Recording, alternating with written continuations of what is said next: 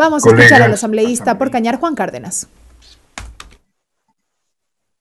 Volvemos a insistir en la letra, la exégesis y el espíritu del artículo 441 de la Carta Magna.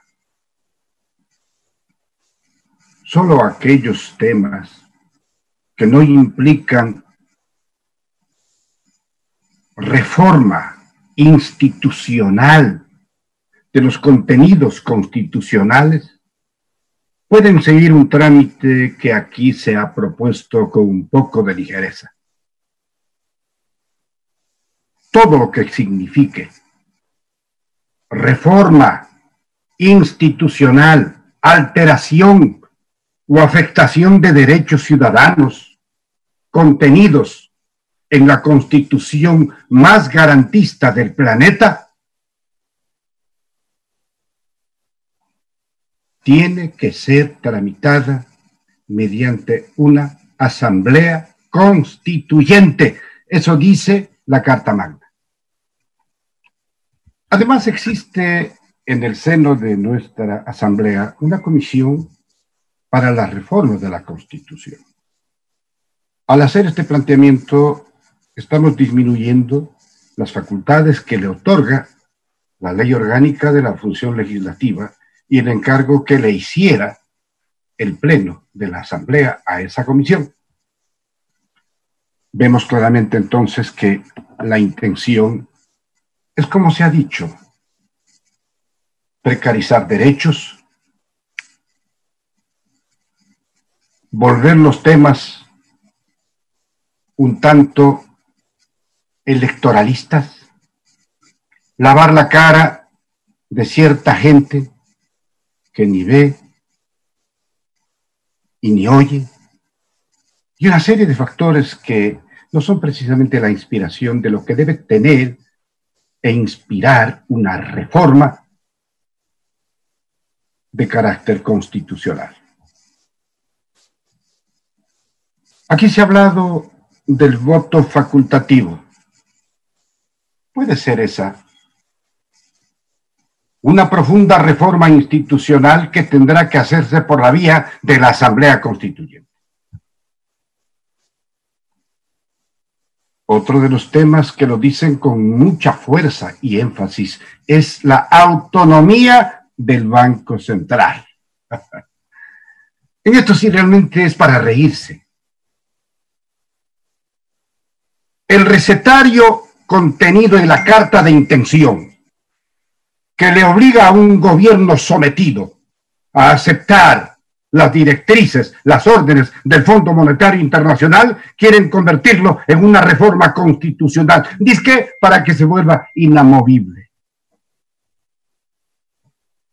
En la ley que dizque servía para mitigar la tragedia que vivimos, el ordenamiento de las finanzas públicas, ya consumaron un ordenamiento antijurídico, ilógico, antipatriótico, de convertir a las reservas de la patria que custodia el Banco Central en recursos para garantizar el cumplimiento con el pago de la deuda externa, de los bonos, que no tiene Juan Pueblo, que no tiene cualquiera, que son portadores, negociantes y especuladores, los mismos que hoy usurparon el poder político del Ecuador. Si los recursos de la capacidad de ahorro en el sistema productivo del país sirven, compatriotas, para construir el bienestar del pueblo, esa es la lógica. Y eso nació de una voluntad expresada por más del 60% de compatriotas en Montecristi, les guste o no a los reaccionarios.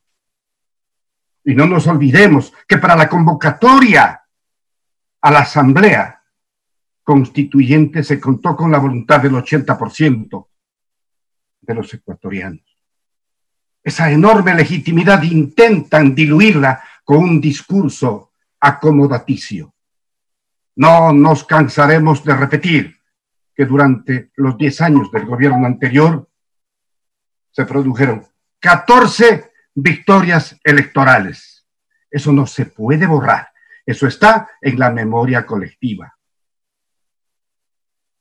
También abogan por la restauración de los famosos TBIs, tratados bilaterales de inversión. ¿Qué significa eso, compatriotas? Compatriotas del Ecuador profundo.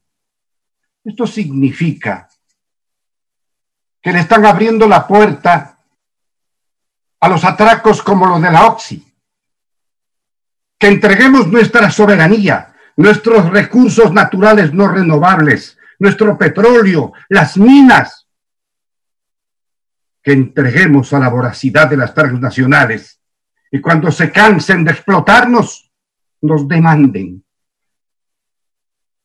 en tribunales y arbitrajes internacionales pagados por esas compañías multimillonarias para ganarnos esos juicios y afectar nuestro patrimonio.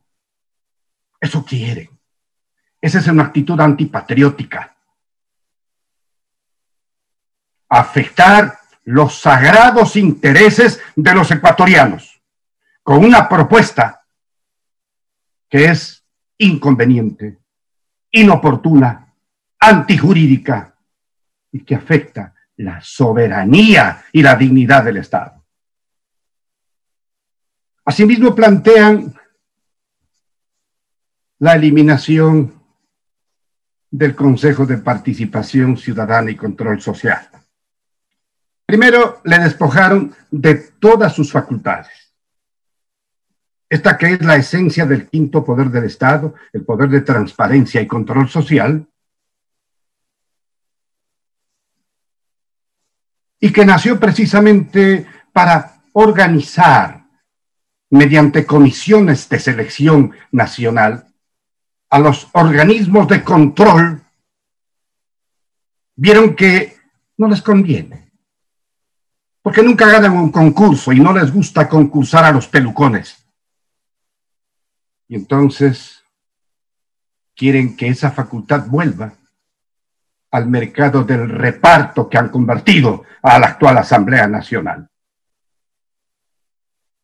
Y cuando eso ya haya sucedido, no, de una vez la eliminamos para siempre, porque les apesta la participación popular, la participación ciudadana. Si algo está mal, enderecemos el camino, reformemos los estatutos, pero la solución no es desaparecerlos, porque ahí se demuestra de cuerpo entero que el pueblo les apesta y solo les sirve cuando le estafan con el voto.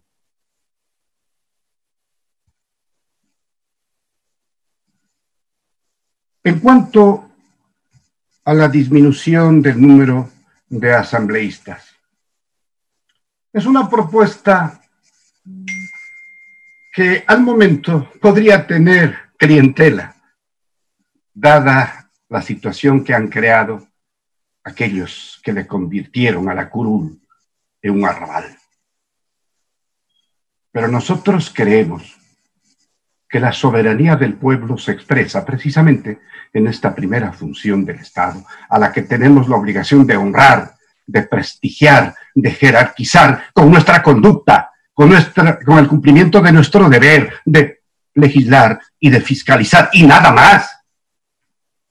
No me vengan con el cuento de que hay algunas otras acciones que se deben hacer. No están en la Constitución. El palanqueo, meterle la mano en el bolsillo a los compañeros que integran los equipos, eso se llama delito, apropiación indebida de lo ajeno, es un robo. Y eso debe depurarse, debe juzgarse, debe castigarse. No se va a solucionar esta carencia de valores con la disminución de los integrantes. Pero es un asunto que se puede discutir en la vía de la reforma constitucional y a través de la comisión creada para ese efecto.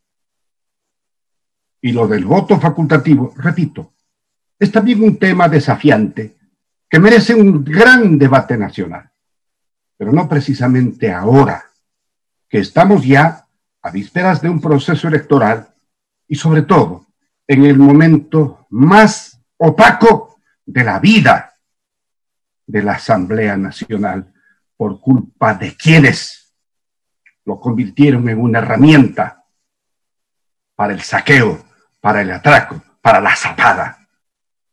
Yo levanto la voz por mucha gente que está en la Asamblea y no importa en qué ubicación ideológica se encuentre. Gente honesta, gente transparente, a quienes nos duele la conducta o la inconducta de quienes ensuciaron su curul, de quienes ofendieron el mandato, porque nuestros mandantes, nuestros electores son gente digna, honesta, trabajadora, transparente, y así deberíamos ser sus representantes, estar a la altura de esa delegación a través del voto, que hay ciertos sujetos que no supieron honrar porque están entontecidos por la acumulación de una riqueza que no les pertenece. Así que, señor presidente, nosotros tenemos muy claramente definida la hoja de ruta para llevar adelante un proceso de reformas o de enmiendas constitucionales. El camino lo establece la Constitución de Montecristi. Y en la medida en que afecte a la función legislativa con estas propuestas inconsultas, lo único que están haciendo es reforzando el hiperpresidencialismo que acusan vía constitucional. No, queridos ecuatorianos, la calentura no está en las sábanas. Aquí hemos escuchado una sesuda intervención de la compañera Marcela Guiñaga, que me exime de un comentario al respecto. Solo diré que el populismo penal en tiempo de elecciones o de campaña le hace mucho daño a la democracia. Y precisamente este no es un momento, no es la oportunidad para tratar temas que ya lo dijo el proponente, que quieren que se empate para que coincida con el próximo proceso electoral. Y con eso, ¿qué están pensando? Que van a obtener de nuevo un 7 veces sí. Y se acuerdan, los que se dejaron engañar con el 7 veces sí, ahí comenzó el descalabro de la patria. Ahí recibieron una patente de corso los que destruyeron la nación ecuatoriana. Así que dejemos que las instituciones cumplan con su papel de acuerdo a su estatuto, de acuerdo a la Constitución y a las leyes. Y repito, hay una comisión creada para las reformas constitucionales. Es ella la que tiene que tramitar cualquier iniciativa y sobre todo que no tenga una segunda intención. Gracias, señor presidente. Concluye la intervención del asambleísta por Cañar, Juan Cárdenas.